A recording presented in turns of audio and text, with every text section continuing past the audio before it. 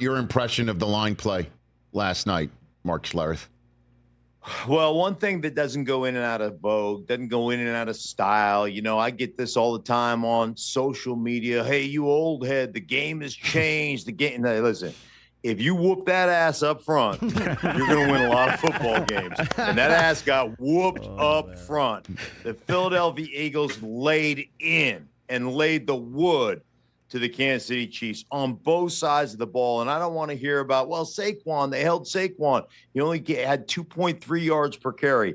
Man, kudos to the coaching staff. Kudos to Kellen Moore for calling the game, because 25 carries, averaging 2.3 yards per carry. Most offensive coordinators in that situation, they can't wait to give up on the run. They can't wait to stop running the football. They can't wait to throw it 50 times a game. And yet they stayed true to it. 25 carries, only 57 yards. Saquon caught the ball out of the backfield. But what I love about Saquon, does the dirty work when the ball's not in his hand, had a couple of big-time blitz pickups, and then that defensive line, Rich, was something special. Just absolutely collapse in the pocket, the game's attacking protections, and this is something we've seen Spags do a lot in Kansas City, attack protections. Well, we saw it with Vic Fangio, knowing exactly where the slide is going, knowing exactly where they're trying to protect, and coming from the opposite side and just collapsing that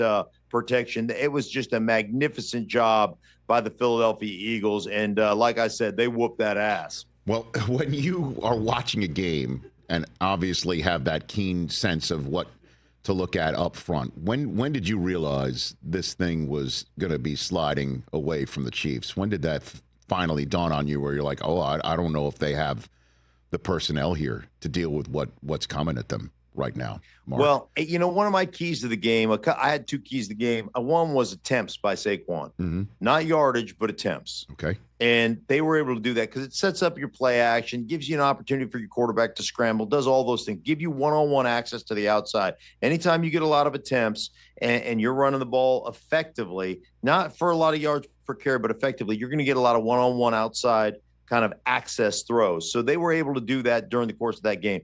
The other thing on the defensive side of the ball that I thought was going to be really important, not just, the pressure and all those things that we talk about all the time, but it was really, to me, about creating an opportunity where you actually invited Kansas City to run the football.